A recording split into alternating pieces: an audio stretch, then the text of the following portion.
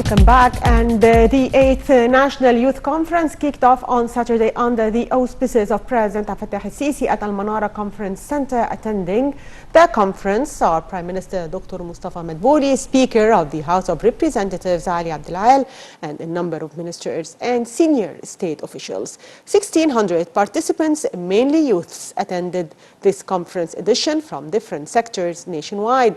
Presidential spokesman Ambassador Bassem Rodi earlier said that the National Youth Conferences got positive echo on the local level, adding that this has developed into an organized international edition which Egypt hosts annually under the title of World Youth Forum. Details follow. السيد الرئيس عبد الفتاح السيسي رئيس الجمهورية.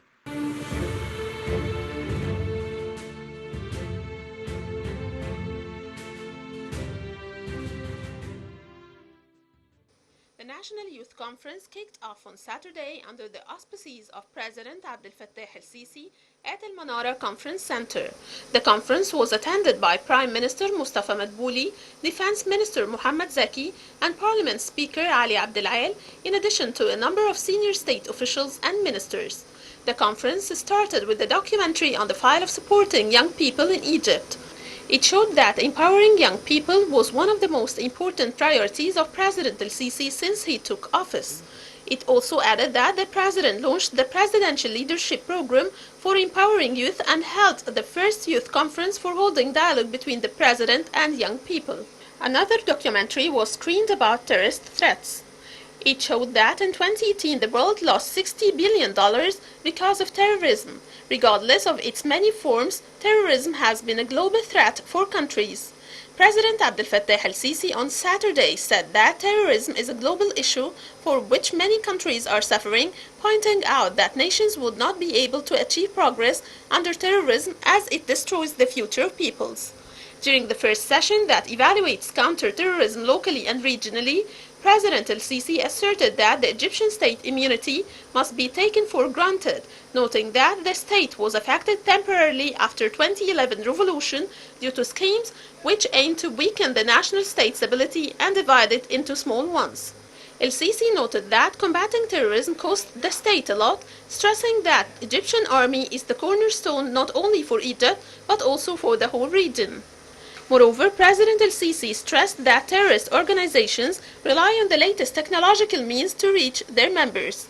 It's worth mentioning that 1,600 participants, mainly youth, attended this youth conference edition from different sectors nationwide. The conference comprises 3 sessions, most notably Ask the President session, where President el-Sisi answers the questions from the public. The 7th edition of the National Youth Conference was attended by 1,500 participants and was held in the new capital. The event hosted the commencement of the first class of the African Presidential Leadership Program. The National Youth Conference was first launched in October 2016 in Cairo, with subsequent editions held in various governorates including Sinai and Aswan.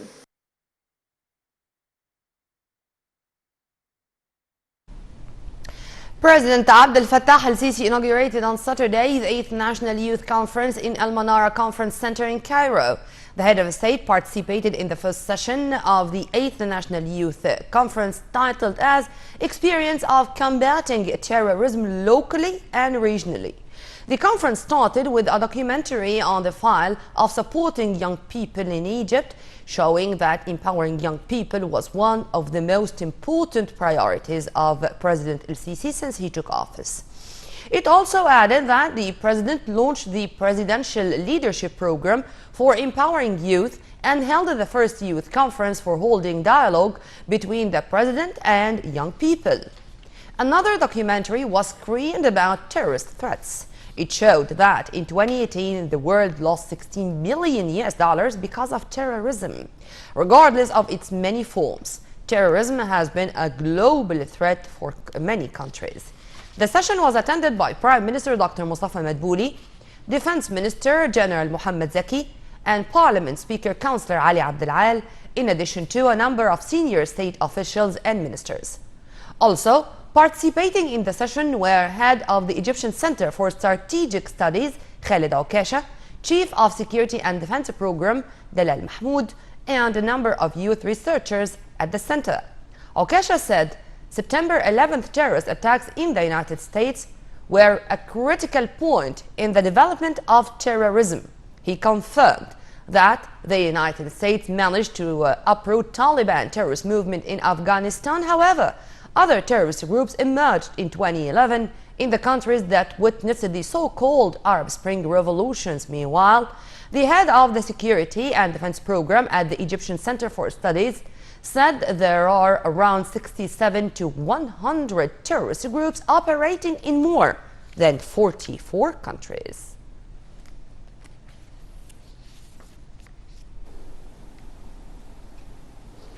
And the President Fattah al-Sisi on Saturday said that terrorism is a global issue from which many countries are suffering, pointing out that nations would not be able to achieve progress under terrorism as the hopes and future of peoples are destroyed by terrorism.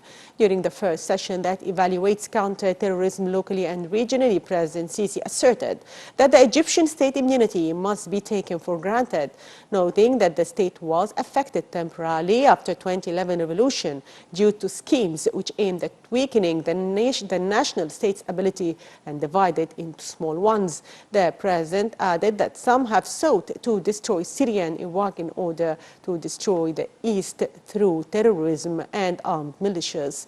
President Sisi said that the idea of terrorism would not succeed unless being adopted by some countries. The head of state also said that these countries had used youths as a tool to apply terrorist plans. El-Sisi noted that combating terrorism costs the state a lot, stressing that the Egyptian army is the cornerstone not only for Egypt but also for the whole region.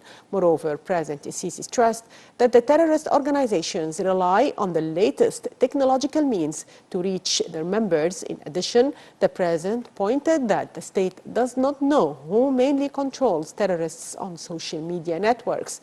He also reiterated that the bargaining to reach governance and destroy countries continues, but terrorism targets religion itself and not Islam. He also added that terrorism is a cancer in the state.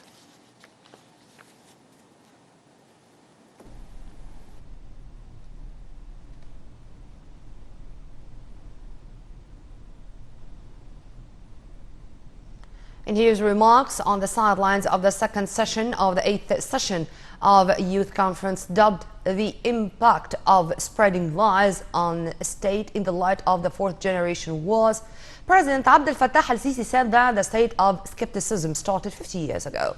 He stated that social justice should be applied to avoid discrimination. He added that social media contributed to misleading awareness since 2018 as he demanded Egyptians to increase their awareness and protect their homeland. He pointed to every big achievement which is followed by terrorist attack or a rumor campaign, reiterated that the latest allegations are lies and there are people who are trying to shatter state's credibility. He said there is a museum named as the president's possessions, includes gifts given to the presidency, pointing that the new administrative capital is a great achievement that the world will talk about. At the beginning of the session, a documentary was screened on the social media effect on the youth and its social and health damages. The documentary showed that many social media users across the whole world have become addicted to the internet, which led some youth to go to tech addiction centers. The second session focused on the necessity to pursue the right passage of news through the lawful, legal, and media channels.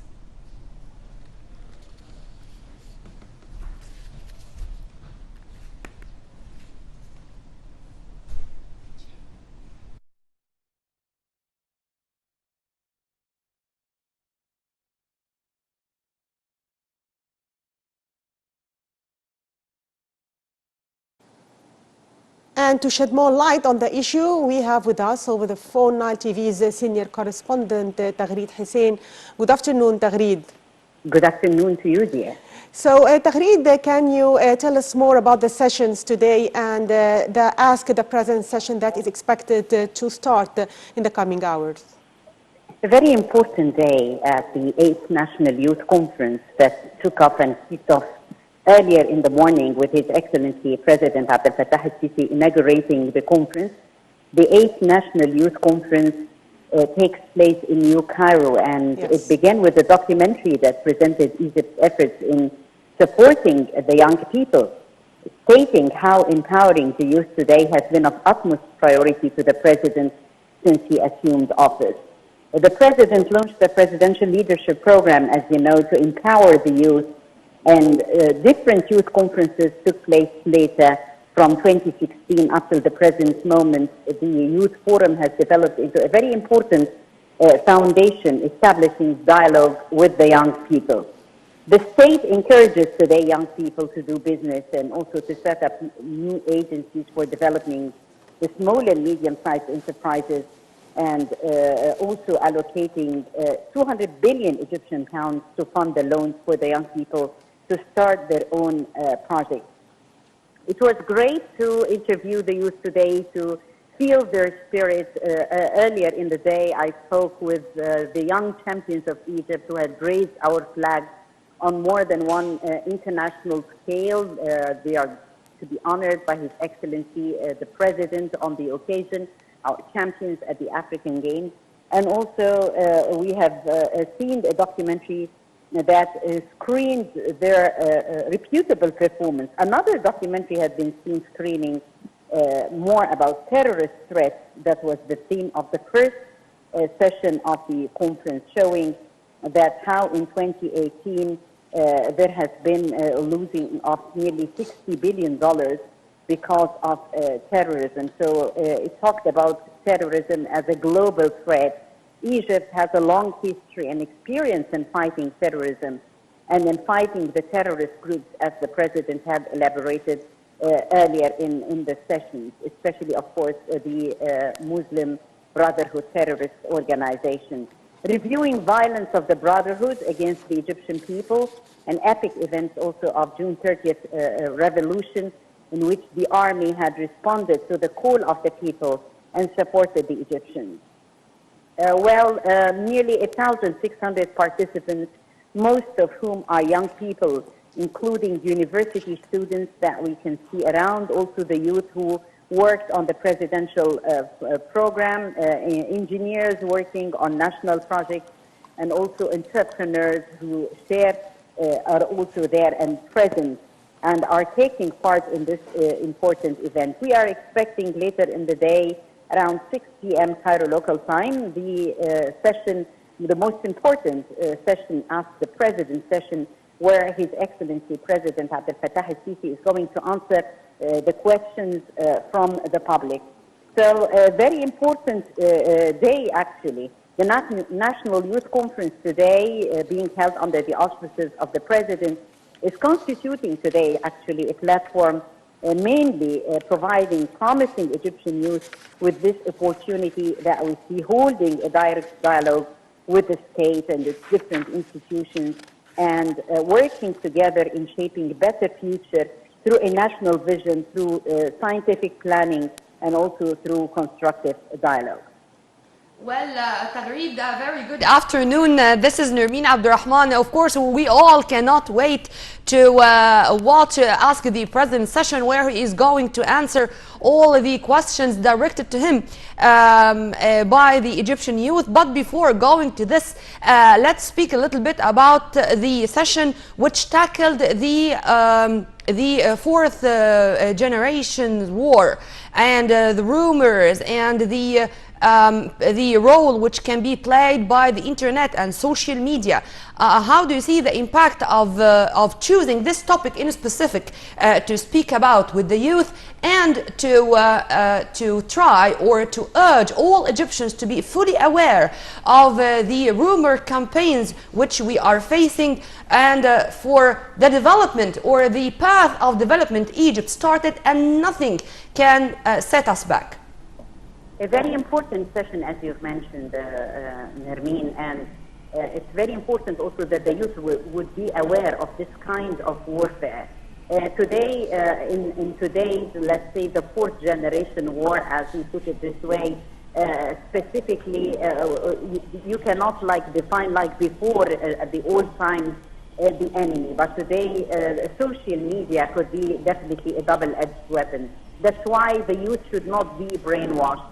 the youth today should be quite aware of the challenges that we are facing, and also of the kind of the warfare that we are exposed to.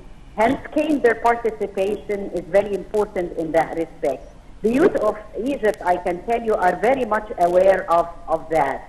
And where we can focus today, you find young politicians sharing, the youth of different specializations and different fields. So the inclusion of the youth from this sense of diversity, being aware of the challenges of the country, what our country is facing, being aware of the fourth generation wars is very important, that they have to be politically aware in that respect. And this is what Professor Dr. Noha Bakr in her interview earlier with Nile TV International had outlined, that this is the role of the state also to raise the level of awareness of the youth today, engaging them in such a constructive dialogue, letting them know more about those sense of life and how to face them.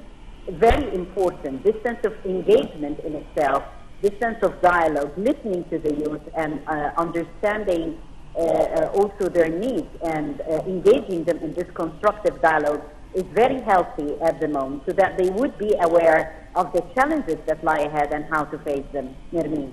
Thank you very much, Taghreed. This was Taghreed Hussein, Nile TV senior correspondent. And on the sidelines of the conference, Taghreed Hussein, our senior correspondent, held the following interviews.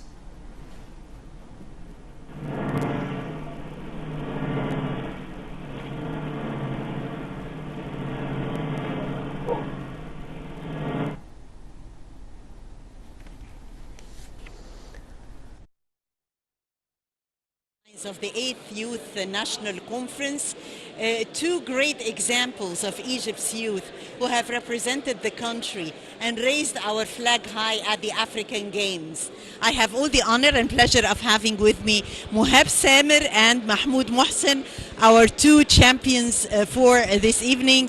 Congratulations, and I know that they were really moments of honor. You did raise Egypt's flag and we're really proud of you. Tell me more about the achievement and what it took to be there. Yeah, in the first, thank you for this. First, in the individuals, I got third medal, and in the teams, I got first. My weapon is saber weapon. It was really good to us these games. Yeah, we won a lot of medals. All the three, we have three weapons. The three weapons, all of them win gold in the team's event. So this was very good. We have eight medals, gold medals. So I think this one is the best one for us. Yeah. Great achievement, and I guess it was a very warm reception, and all people were really appreciating your efforts here in Egypt. Congratulations. Thank you so much. We was in the African Games, the 19th African Games. We won 8 gold medals, like he said, from out of 12 medals. So that's the greatest achievement we have ever made in fencing. And that's it. Tell me more about when the national anthem actually is being played, moments of honor, and how the parents have helped so that you would reach this success, your coach, your colleagues. How did it go? Yeah, of course, our coach and our parents make a lot of effort to make us riding the flag of our country. So it's really like a very good moment to us. We have a lot of effort for this moment and to ride the flag for Egypt. So it's a really good moment, yeah. For us and our family, we make them proud of us. So it's really a good moment and like special moment for the player, and we enjoy it, yeah. We really enjoy it, yeah. Yes, definitely, moments of honor make the difference all the way. Yeah, for sure. You feel proud. You just feel proud. Like it's the greatest thing you can make for your country. Hearing the national anthem played in any country in the world. Like we were in Morocco, so we heard our national anthem 8 times. So it has been a great honor for us and for our country for sure. Definitely it is. And if you would like to give a piece of advice maybe to our youth today on how inspiring you are, and definitely when it comes to education, sports does not ever hinder being also top in education and in class. Yeah, of course. I'm engineer. I'm civil engineer. So no, there is no conflict between them. You can manage anything you want. But if you want, you have a dream. You have to like go and achieve it. Don't. So I have like this a dream to be an engineer and to play fencing. So I think I achieved this, but I never give up on my dream. I will never give up on my dream. That's my advice. Never give up on your dream. It was your dream in the first place. For sure. I'm an engineer too. We were together in the same college, so we have been studying together all night and going to trainings before and after college. So it has been a tough journey, and we just made an achievement. So that's the moments of proud and honor. Definitely moments of pride and honor. Those are the champions. Those are Egypt's youth today who represented the country, who got medals, who made Egypt before the whole world coming on top of countries. Well, long live Egypt. Those are moments of honor and pride. Stay tuned. And earlier, Nile TV's senior correspondent Taghreet Hussein held the following interview with Dr. Noha Bakr, professor of political science, on the sidelines of the conference, so stay tuned. The 8th National Youth Conference kicks off in Cairo, this important platform of communication between the president and the youth. A very successful experience, a very professional one. Here in Egypt, on the sidelines of the opening ceremony, we have all the honor and pleasure of having with us Professor Dr. Noha Bakr, Professor of Political Science. Professor Bakr, thank you so much for joining us here on Nile TV International exclusively. That important platform between the President and the youth, the 8th National Youth Conference comes today as a foundation of communication and trust. And also our youth, our treasure, we're investing in them today. First, let me thank you for having me. It's a pleasure and honor to be among you here. And yes, this is the 8th conference in addition to 2 further conferences that were on international level and 1 on regional level for African Arab youth. Yes, it's a very important platform where there are lots of sharing of ideas, thoughts. We've seen previous youth conferences where there were simulations also. All this enrich the capacity of youth, in addition to exchanging ideas, views. We see today 1,600 of our youth attending, sharing their ideas. We have 3 sessions today. The first session was about terrorism and combating terrorism, not only on security level, but also through development and through changing the religious extremist narrative. We will have another session about the effect of false exchange of information through internet. Then we will have asked the president to finalize, where youth will be having a chance. Previously through internet they've sent the questions or direct questions today. I'm very glad to see our youth here. I'm very glad to see in the promo their success stories on cultural, on sports level.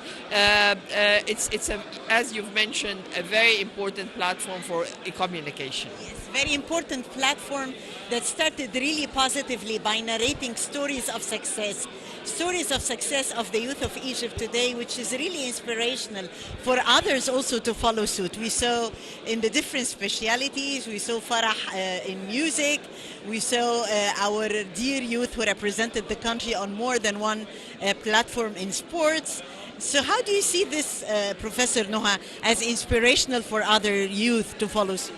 It's inspirational, it's simulating, and also it comes within the context of empowering youth in general. We started by our constitution, where there are very important 3 articles in the Constitution, Article 82 and Article 188 and Article 244 that empowered youth. This has resulted in 59 youth in our parliament. It has resulted in a number of youth that are now assisting the ministers and assisting the governors. All this comes within the context of also working to empower youth on health-wise. We're working on virus C. We're eliminating slums from our country. We are empowered. We have unemployment has decreased from 13% to 8%. All this is to provide youth with a better life within our agenda of 230 for development and the African agenda for development of 2063. Yes, we're talking youth empowerment. We're also talking here youth and leadership, because when they find themselves sitting nearby decision makers, the president himself listens to them. Listening is really a key magical word at that platform.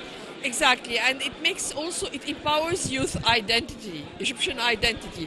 They feel that they are listened to, they feel that they share in building their nation. All these are positive vibes to others who have not been attending or who will attend in the future. We see that there are lots of efforts done to invest youth, to include them in the society. Inclusion is very important. This is all working on developing our country. Definitely, and also a matter of awareness, raising their awareness vis-a-vis the phenomena like combating terrorism today and more. Very important to engage them also politically from the perspective of a professor of political science. How can we better engage the youth on the political sphere and raise their level of awareness? First, what's happening from empowering their human capacity through the program that is offered to youth, through the reforms on the administrative level for those who are working, youth who are working in the government, through making their voice being heard. All this is for the best of our country, for the best. And I'd like to share also that gender issue is on the table. It's not only male. We've seen females on the panel. We've seen working on combating also violence against females. The president was very persistent on this. Sexual harassment, we were able to eradicate it, which was a very disturbing phenomena. Also, different laws to empower Egyptian women in general. Definitely a very inspiring conference and platform today. I thank you very much, Professor Dr. Noha Bakr, Professor of Political Science, sharing with us with your positive ideas at this important platform. Thank you so much. My pleasure. Thank you for having me. That was Professor Dr. Noha Bakr, Professor of Political Science, sharing with us her ideas and positive vibes here at the 8th National Youth Forum. Stay tuned for more coming up on Nile TV. Production General Mohammed Zaki arrived back home, wrapping up a 2-day official visit to Cyprus.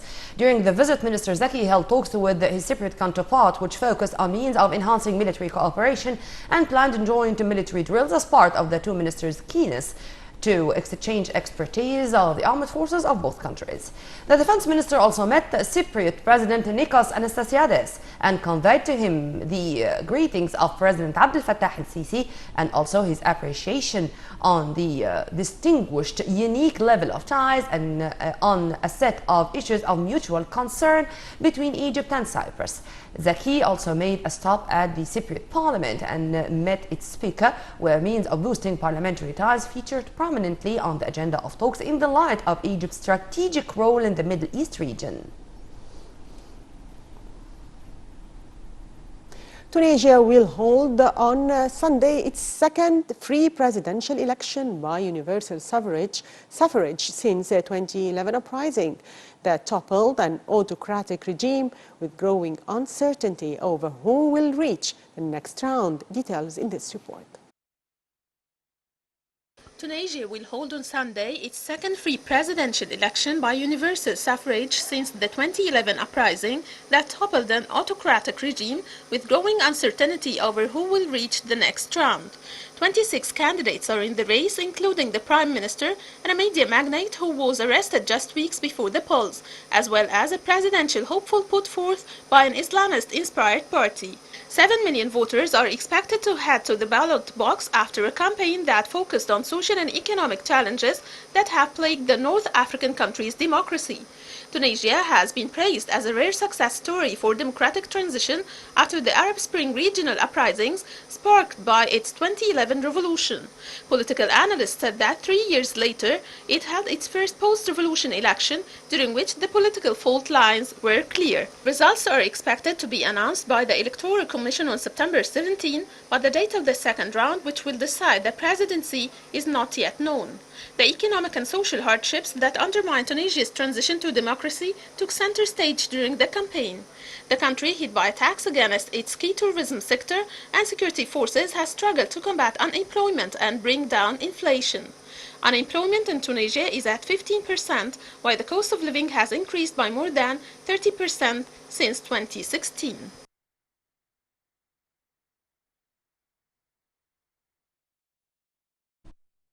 The devastated northern Bahama Islands were facing fresh tropical storm on Saturday, potentially complicating desperately needed relief efforts to the shattered archipelago in the wake of Hurricane Dorian. The announcement from the National Hurricane Center came after it had warned early Friday that a strengthening tropical depression was heading for the same islands hit by Dorian last week.